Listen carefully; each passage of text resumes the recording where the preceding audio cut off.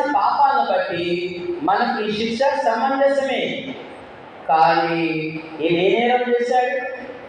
ఈయన ఏ నేరము చేయలేదు. ఈయన నీతిమంతుడు, ఈయన పరిశుద్ధుడు, ఈయన గొప్ప రక్షకుడు.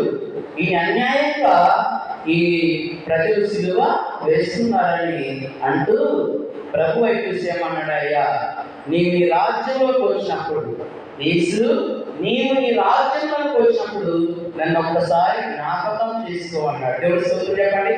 హల్లెలూయా. జ్ఞాపకం చేసుకోమని ఎవరంటారు? పైగా ఎవరంటారు జ్ఞాపకం చేసుకొని? గర్విష్ఠులు అంటారా? ఒకసారి జ్ఞాపకం చేసుకో అంటారా? అయ్యా ఒక్కసారి జ్ఞాపకం చేసుకోయ్యా. ఎవరంటారు? దీనులు అంటారు. గర్విష్ఠుడు అంటాడా? గర్వంగా ఉన్నవాడు అంటాడా? అన్నాడు. దీనుడు, ఎవరైతే తగ్గించుకుంటారో, దీన మనసుకు వెళ్ళినటువంటి వారయ్యా ఒకసారి జ్ఞాపకం చేసుకోయ్యా